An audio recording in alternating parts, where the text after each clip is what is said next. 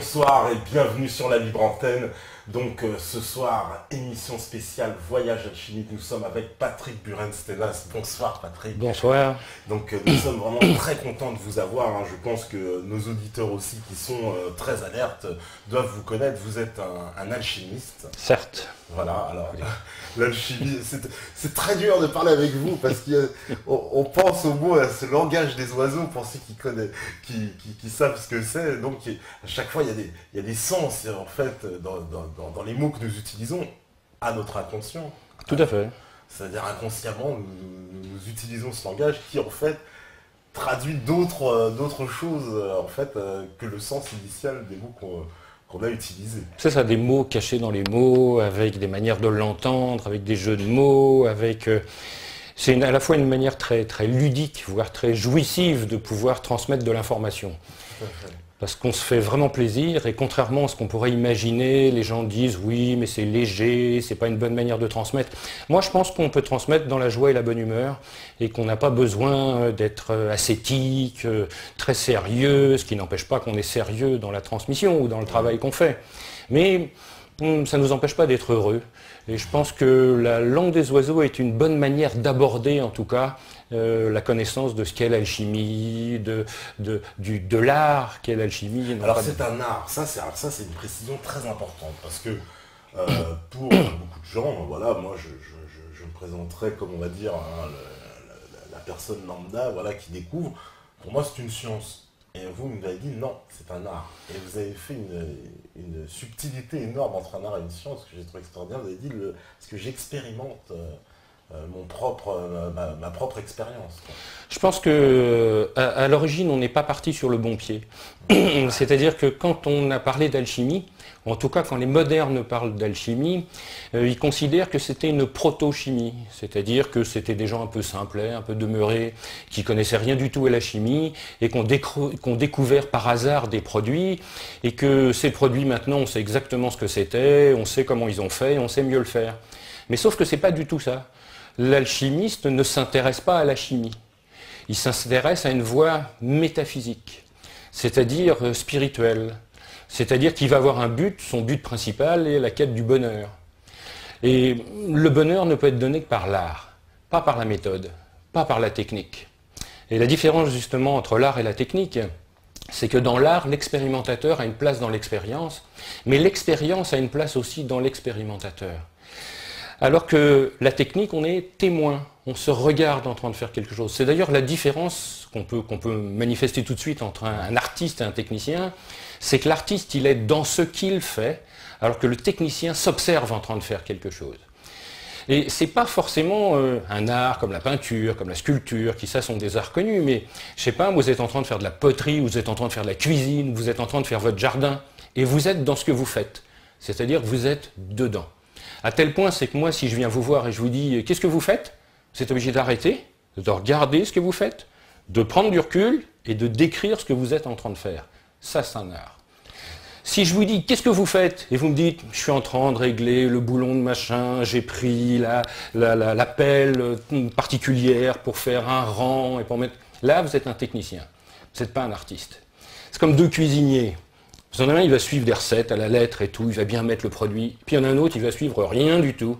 Et quand il va sentir, il va rajouter quelque chose dedans. Voilà, c'est ça la différence entre le technicien et l'artiste. Et on va le voir d'ailleurs, quand on va voir deux cuisiniers qui ont la même formation, qui ont les mêmes produits, qui ont les mêmes instruments, eh bien ils vont faire deux plats différents.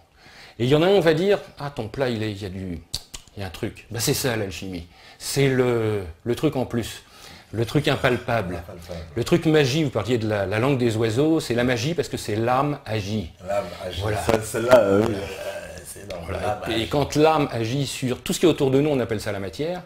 Donc, vous entendez dedans l'âme à tiers. Donc il y a un tiers d'âme et deux tiers d'autre chose. Donc l'âme agit sur la matière. Donc ça veut dire qu'on peut avoir une interaction entre l'homme et la matière. Et c'est ça aussi l'alchimie. Entre parenthèses, si on dit la matière, c'est-à-dire qu'il y a un tiers d'âme et deux tiers d'autre chose, donc il y a forcément trois choses. C'est pour ça qu'en alchimie, on parlera toujours de trois passages. Vous n'entendez pas sage comme vous voulez, et c'est pour ça que l'apprenti qui va commencer, ça va être un apprentissage. Et s'il est un apprentissage et que s'il fait ces trois passages, Alors après, il peut disparaître à ce monde et c'est pour ça qu'il trépasse. Parce que trépasser, bien sûr, ça veut dire que j'ai fini de faire ce que j'avais à faire ici. C'est incroyable, toutes ces démonstrations avec voilà, ce langage des oiseaux qui ne peut pas être un hasard. Donc comment c'est né ce langage des oiseaux? Ça s'apprend comment? Déjà, c'est la bonne question. C'est comme l'alchimie. Quand est-ce que c'est né? On n'en sait rien, finalement. Les traces les plus anciennes qu'on a, c'est les traces chez les Sumériens. Pourquoi? Parce que les Sumériens sont les premiers qui font une écriture qu'on peut comprendre.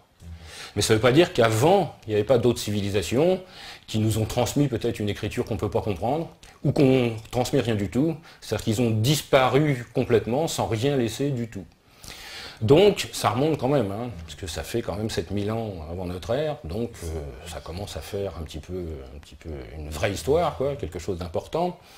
Et on peut dire que cette alchimie qui commence chez les Sumériens, ensuite voyage partout dans le monde. Et c'est ça qui est intéressant, et c'est ce qui m'a intéressé dans l'alchimie, c'est que ça s'affranchit de toute religion, de toute culture, de tout pays, de tout sexe, de toute couleur, on s'en fout complètement alors. Je veux dire, la seule sanction, c'est le travail. C'est-à-dire cette capacité de recevoir quelque chose et de transmettre quelque chose. Et finalement, le but final de l'alchimie, c'est le bonheur. Alors vous entendez, puisqu'on on a décidé de parler de la langue des oiseaux, le bonheur c'est à la bonne heure, c'est-à-dire au bon moment. Sinon c'est le malheur, voire l'horreur. Et ça veut dire qu'ici, quand c'est la bonne heure, c'est le moment présent. D'ailleurs, quand on fait un cadeau à quelqu'un, c'est toujours un présent, jamais un passé, ni un futur. Donc, la finalité, c'est, l'alchimie c'est quoi? Ça vous apprend à vivre le moment présent, et à être heureux dans chaque chose. Et ça, c'est intéressant parce qu'on est aujourd'hui dans une civilisation où il faut qu'on ait des raisons d'être heureux. Mais si on a besoin d'avoir des raisons pour être heureux, on n'est jamais heureux. Par contre, si on est heureux sans raison, on est heureux tout le temps. Donc, ça, c'est la philosophie. Alors après, dire comment on fait ça, c'est facile de le dire, mais alors il y a des tas de voies, il y en a qui méditent, il y en a qui contemplent. Et les alchimistes ont décidé de faire les deux, puisqu'on travaille dans un laboratoire, moitié labor et moitié oratoire. Donc, moitié dans la matière et moitié dans l'esprit. Donc ça veut dire que les deux sont nécessaires. Et c'est pour ça que c'est un art et que ce n'est pas une technique, parce que ça serait une technique, on serait que dans la matière. Mais ça veut dire qu'il manquerait la moitié, il manquerait quelque chose. Et c'est impossible qu'il manque cette moitié. Le bien, c'est bi-un, c'est-à-dire rassembler les deux pour en faire qu'une seule chose. Donc, voilà notre quête. Alors évidemment, pour ça, on a eu des secrets de fabrication, on a travaillé avec des métaux, on a travaillé avec des plantes, on a essayé de comprendre un certain nombre de choses. Puisque quand je vous parlais des trois parties de la matière qui sont autour de nous, eh bien, on s'est posé la question de savoir si tout était comme ça. Si je prends le parquet qui est ici, eh bien, il est bien composé de trois principes. C'est-à-dire un principe qui va être la matière elle-même, un principe qui va être l'énergie qui circule dedans, et un principe qui va être le message qui est à l'intérieur. On va appeler ça le sel, le soufre et le mercure. Si je prends un être humain, le sel, ça serait son corps. Le soufre, c'est ce qui circule dedans, ça serait ses émotions. C'est pour ça que quand on les garde à l'intérieur de soi, on souffre. Souffrance, bien sûr. Et l'idée, c'est d'exprimer son souffre pour plus souffrir. Et le mercure, c'est l'esprit. Donc, on voit ces trois principes qu'on va voir dans chaque chose. Une plante, par exemple, eh ben, son sel, ça serait la plante réduite en cendres. Si je la brûle, je peux faire tout ce que je veux, il restera toujours quelque chose. Ce quelque chose qui reste, on va appeler ça le sel. C'est la matière de base. Mais à l'intérieur, il y a un principe actif, puisqu'on peut faire des médicaments avec des plantes, par exemple. Ce principe actif, ça va être par exemple les huiles essentielles. Et vous allez entendre essence, ciel. Donc on sait où elles sont. Donc ça veut dire que c'est la partie la plus subtile, la plus volatile. Et après, on a l'alcool, tiré de la plante, qui est très volatile.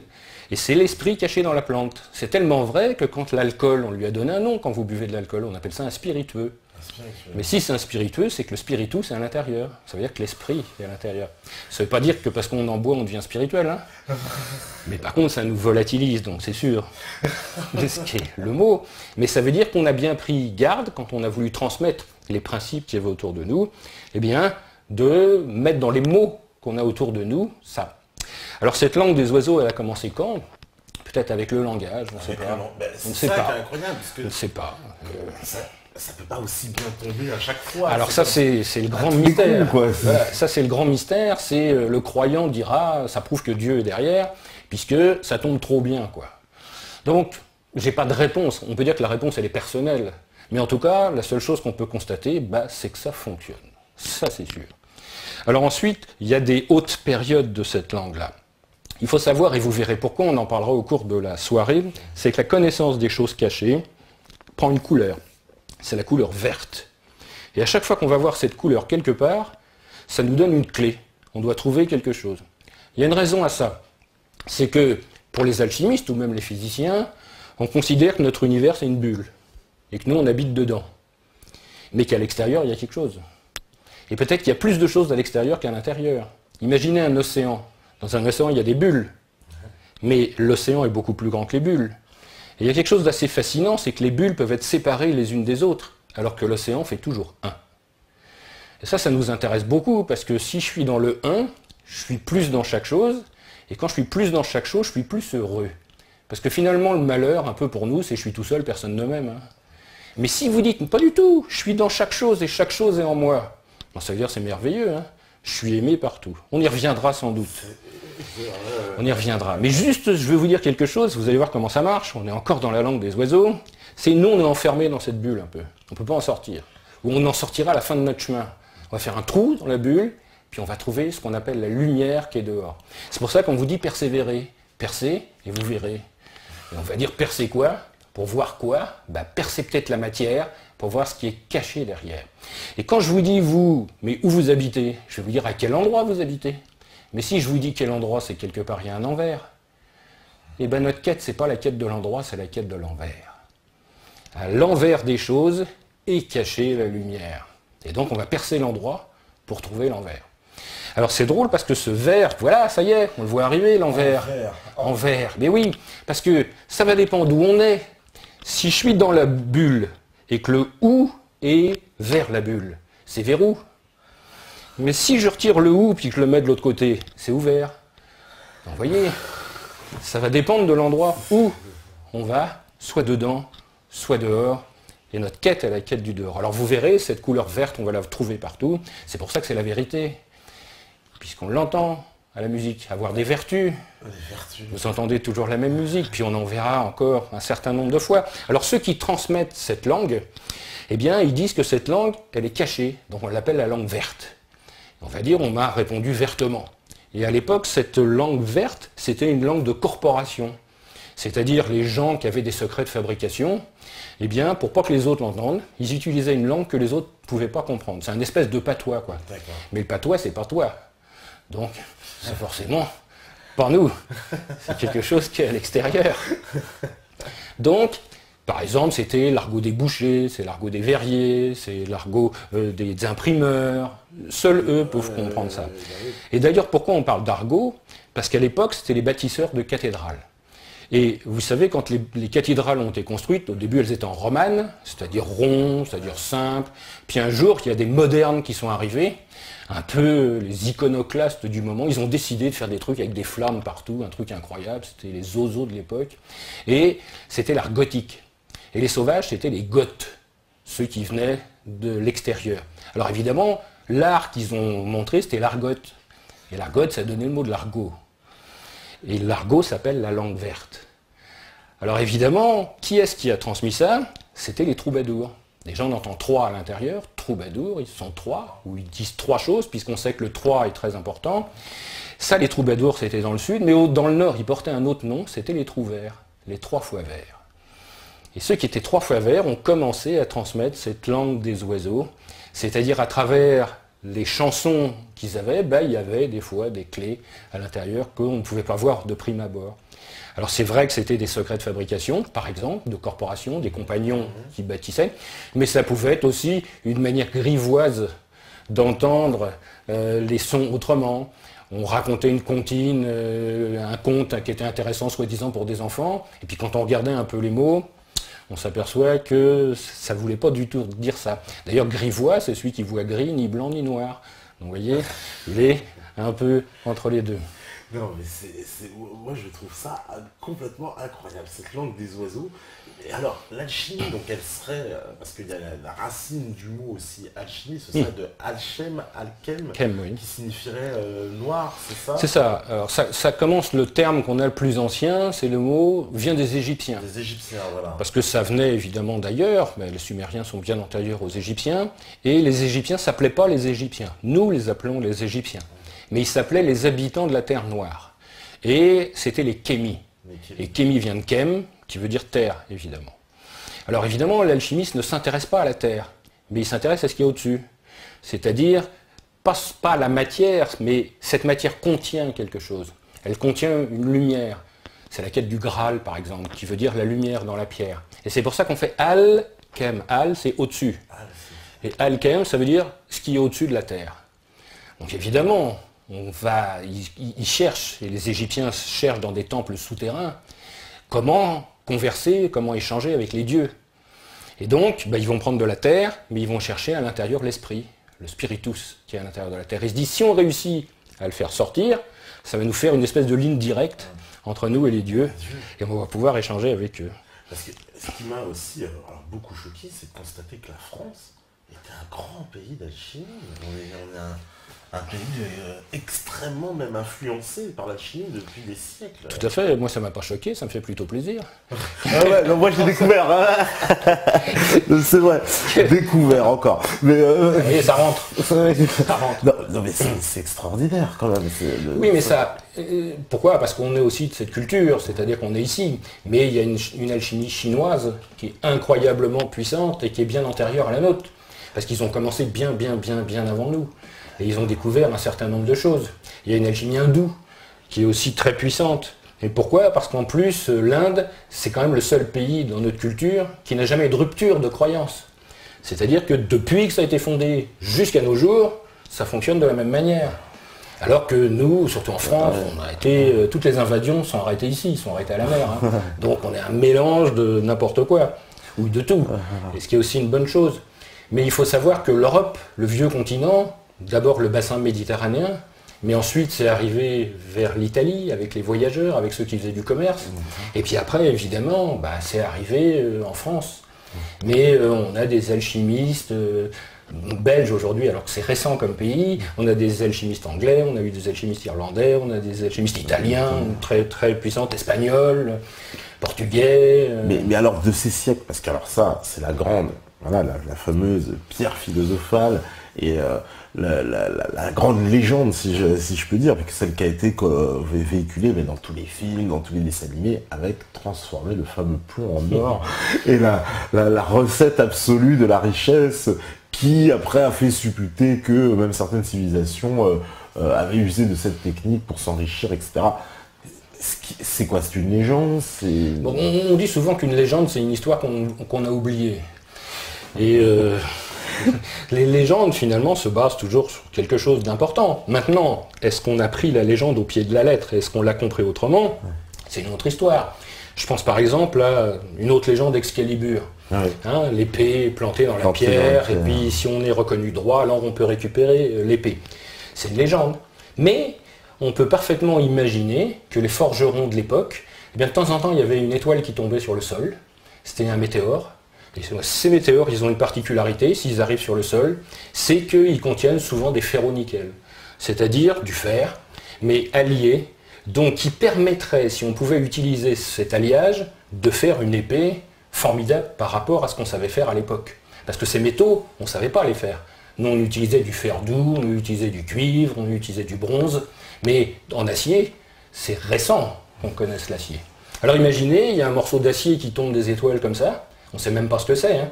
Un forgeron trouve que c'est un métal, il réussit à le faire fondre, puis il fait une épée. Vous ne croyez pas que c'est une épée qui est sortie de la pierre? Ah, ça ressemble drôlement à l'histoire d'Excalibur. En plus, cette épée, elle va avoir des particularités que les autres n'ont pas. Parce que c'est un acier. Donc elle va couper les autres comme du beurre, hein, puisque c'est solide. Ça va être dur à affûter, mais une fois que c'est affûté, le fil, il partira jamais. Puis il y a quelque chose de très intéressant, c'est quand on va la plier, elle va reprendre sa forme en chantant. Donc ça sera une épée enchantée.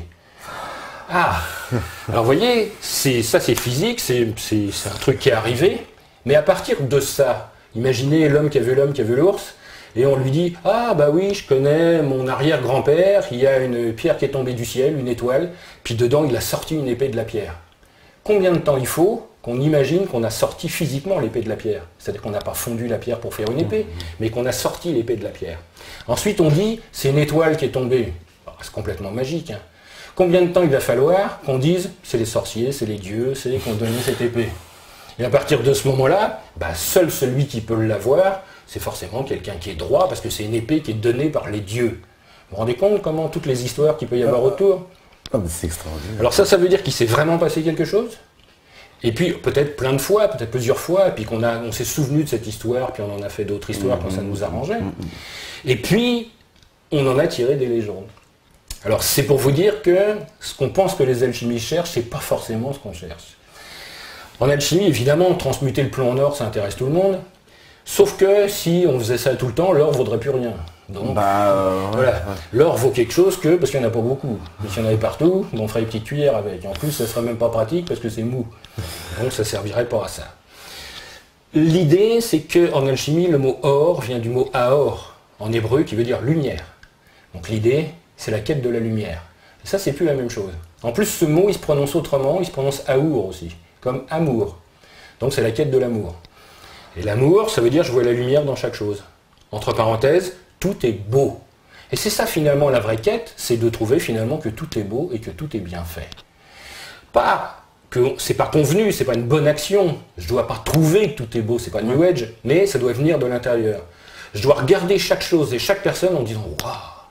Et si je réussis à dire ça et que ça vient de l'intérieur, j'ai trouvé l'or des alchimistes, qui est vraiment la lumière est dans chacun et la lumière est dans chaque chose et comment je vais la trouver.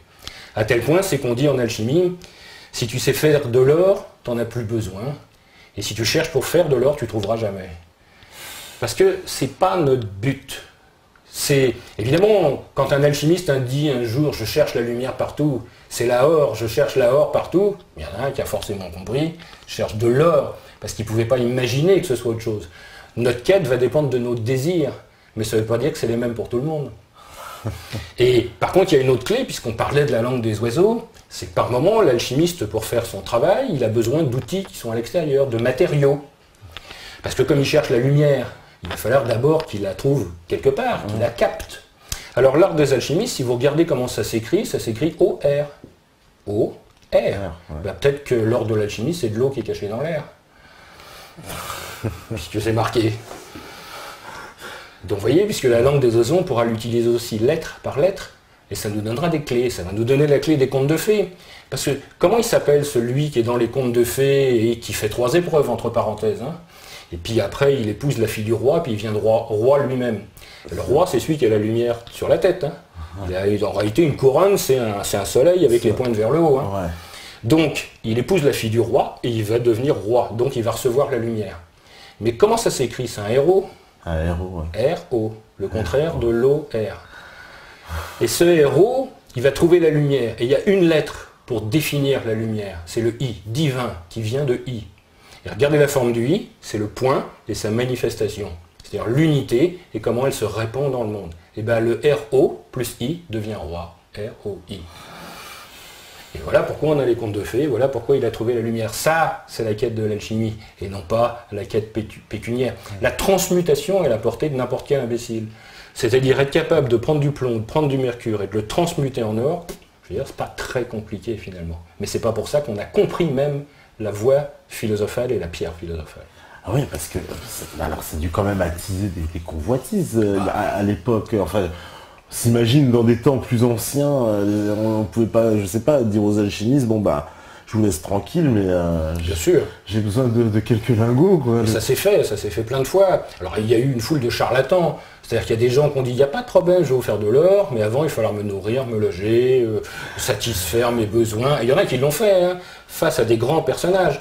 Alors évidemment, au bout d'un moment, quand ils voyaient qu'il n'y a rien qui venait, généralement ils finissaient mal. Parce qu'il y avait un châtiment qui était prévu pour les faux alchimistes, c'est de les pendre habillés avec un costume doré. Pour montrer justement, oui, mais c'était une vraie punition qui était marquée dans le codex, où on disait, c'était un texte de loi, où on disait si c'est un faux alchimiste et que c'est prouvé, alors le seigneur peut le prendre. Bah oui, parce qu'il avait un peu profité. Hein. Mais ils n'étaient pas recherchés alors, les alchimistes? Alors, les vrais alchimistes... Alors il faut savoir quelle époque, faut savoir de quelle époque on parle. Hein. Bah, je veux dire, c'est très vaste. Hein. Ouais. On peut dire que les alchimistes sont tranquilles jusqu'en 1229. Parce qu'en 1229, il y a l'Inquisition qui arrive. Et qui dit, Dieu a caché des secrets dans la matière, c'est pas à l'homme d'aller y voir. Et à partir de ce moment-là, les alchimistes, ils vont fouiller la matière pour trouver ce qu'il y a dedans. Et avant, il y a eu des tas d'alchimistes qui étaient même des religieux. Parce que faire de l'alchimie, c'est pas de la magie, c'est pas de la sorcellerie. C'est pas invoquer des forces maléfiques pour nuire à son voisin. C'est montrer que la lumière est dans chaque chose. Alors forcément, les religieux montraient comme ça que Dieu était dans chaque chose. Donc ça allait complètement avec une vision religieuse. J'ai eu une discussion il y a peu de temps avec un musulman croyant, et qui dit, dans le Coran, il est marqué qu'on ne peut pas faire de magie, qu'on ne peut pas faire de sorcellerie, et pourtant, l'alchimie, moi ça m'intéresse, comment je fais? Et je lui ai cité 10 alchimistes arabes qui étaient des bons croyants et qui faisaient de l'alchimie quand même. Parce que ça n'a rien à voir. Montrer que Dieu est dans chaque chose, je veux dire, ça va dans le sens de tous les messages de tous les prophètes. Alors, ce qui veut dire que les alchimistes étaient souvent médecins, apothicaires, astrologues, astronomes, c'était les mêmes. Parce que c'était des lettrés, et parce que quand quelqu'un avait besoin d'un médicament, on n'allait pas à la pharmacie pour l'acheter, il fallait le fabriquer soi-même. Et pour le fabriquer soi-même, il y avait des règles qui étaient à la fois des règles mécaniques, mais des règles mystiques. C'est-à-dire qu'on disait, telle plante, il faut l'accueillir, par exemple, quand il y a de la lune, et que la lune est montante. Et à ce moment-là, c'était un rituel. On sait aujourd'hui que ce n'était pas seulement un rituel, parce que selon la position de la lune, la qualité de la plante ne va pas être pareille. Donc on peut imaginer de l'extérieur que les gens saluaient des dieux bizarres, mais qu'en réalité pas du tout, c'était la bonne période de temps pour cueillir la bonne plante. Et à partir de ce moment-là, c'était des gens qui étaient aimés par tout le monde, parce qu'ils guérissaient les gens, parce qu'ils soignaient les gens, mais qui étaient aussi intéressants. C'est-à-dire que les puissants voulaient qu'eux ils soient soignés aussi. Hein. Vous vous rendez compte, moi je suis puissant, je vais mourir comme un paysan, ça se peut pas. Donc il faut qu'on puisse me donner des choses particulières à moi, donc je vais avoir mon magicien qui est à côté de moi, mon sorcier et mon alchimiste. Et effectivement, il y a des gens de pouvoir qui disent, c'est vrai, vous savez faire de l'or, donc on va remplir les caisses, c'est une bonne idée de faire ça. Et le pire, c'est qu'on pourrait le faire. C'est-à-dire qu'on pourrait vraiment transmuter du plomb en or. Mais aucun alchimiste bien né le ferait pour des tas de raisons. Donc jamais aucun alchimiste bien né ne l'a fait. Quoique, on retrouve en Allemagne, par exemple en Bavière, dans le trésor de Bavière, de l'or qui est une drôle de particularité. On retrouve une médaille à moitié transmutée, c'est-à-dire qu'il y a la moitié qui est en plomb et l'autre moitié qui est en or. Ça se peut pas. Ce qui veut dire que forcément, il y a un alchimiste qui, pour faire plaisir, mais il y a une raison, c'est qu'après 1229, les alchimistes sont persécutés. Donc il y en a qui décident de partir. Et il y a des puissants, en Allemagne par exemple, qui disent « Venez chez nous, il n'y a aucun problème, ça nous fait plaisir ». En espérant, bien sûr, qu'ils leur donnent un petit coup de main et qu'ils leur permettent de découvrir des choses. Alors les alchimistes n'ont jamais donné l'or, mais ils ont donné d'autres choses. Ils ont apporté des grandes choses à l'humanité, mais sans le chercher. Par exemple, les alchimistes chinois se rendent compte que quand on travaille sur la matière, qui est un métal, eh bien, il va falloir monter à des très hautes températures. Alors, ça ne pose pas forcément des problèmes d'atteindre de hautes températures. Ce qui pose des problèmes, c'est le contenant. C'est-à-dire, dans quoi on va le mettre pour pas que ça fonde. Si le creuset fond, ce qu'il y a dedans, ça fond aussi. Alors, ils ont tout essayé. Ils ont pris des terres qu'ils trouvaient autour d'eux, et un jour, par hasard peut-être, ils sont trouvés sur une terre particulière qui, au lieu de fondre, s'est vitrifiée. Et ils venaient d'inventer la porcelaine. Et ça leur a donné beaucoup plus d'argent que tout l'or du monde.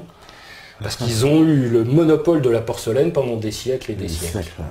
Et à un moment, il y a justement un alchimiste qui se fait prendre par des occidentaux, et on lui dit, si tu veux être libre, il faut que tu donnes le secret de l'or. Alors il ne veut pas donner le secret de l'or. Alors il dit, je ne vous le donne pas, mais par contre je vais vous donner un autre secret, et ce secret va vous rapporter plus, mais à condition que vous me laissiez partir. Alors ils disent d'accord, et il leur donne le secret de la porcelaine, et c'était les ducs de Saxe, et qui ont fait la porcelaine de Saxe, et qui leur a rapporté beaucoup plus que tout l'or du monde.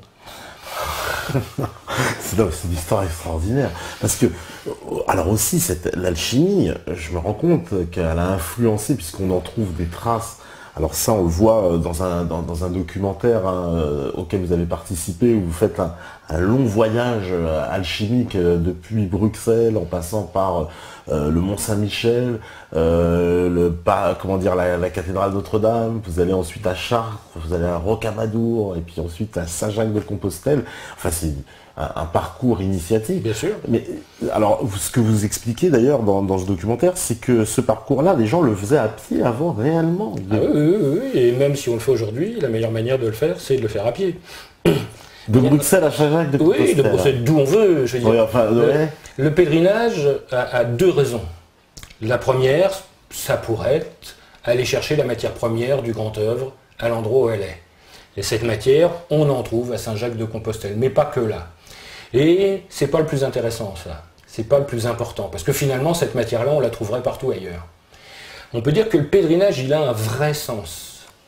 Aujourd'hui, quand on fait ce pèlerinage de Saint-Jacques, on le fait pour des raisons religieuses, on le fait pour des raisons psychologiques, j'ai envie de quitter ma vie d'habitude, j'ai envie de faire autre chose, on le fait pour des raisons sportives, je vais faire 30 km par jour.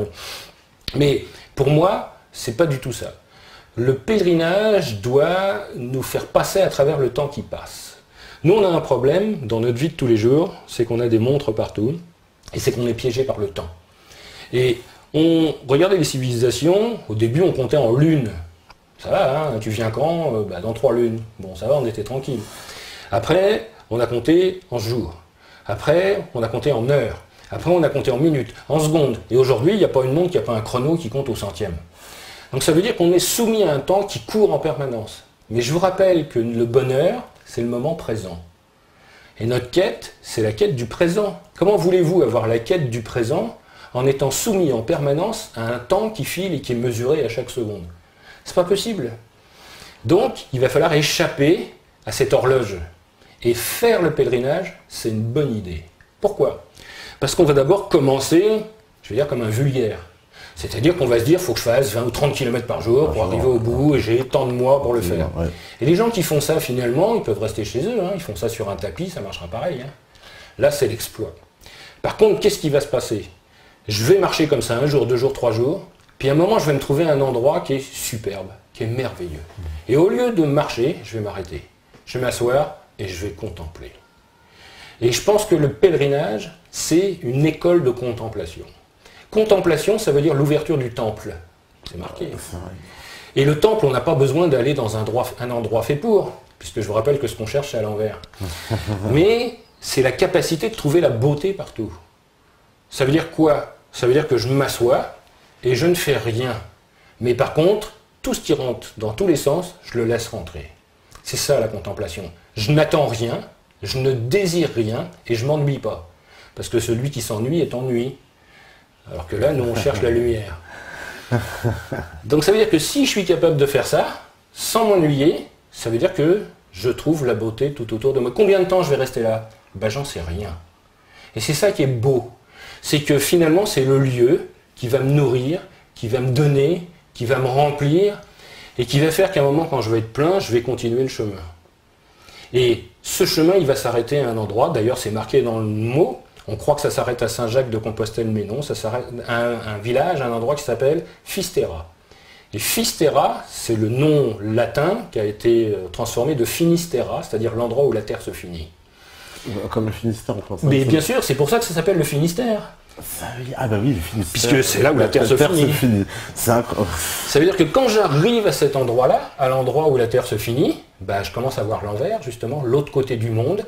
Et pour les anciens, c'est là où le soleil tombe dans la mer. Puisque regarder un coucher de soleil à Fisterra, c'est la fin du pèlerinage. Et ça, c'est un moment immense, merveilleux, extraordinaire, incroyable. Le temps qui passe, on s'en fout. Et d'ailleurs, vous remarquez quelque chose d'important, c'est que le bonheur, à chaque fois que vous avez vécu un moment de bonheur, vous étiez immobile. Je ne parle pas de plaisir, je parle de bonheur. Le bonheur, il y a 3 conditions. Immobile, silencieux et aligné.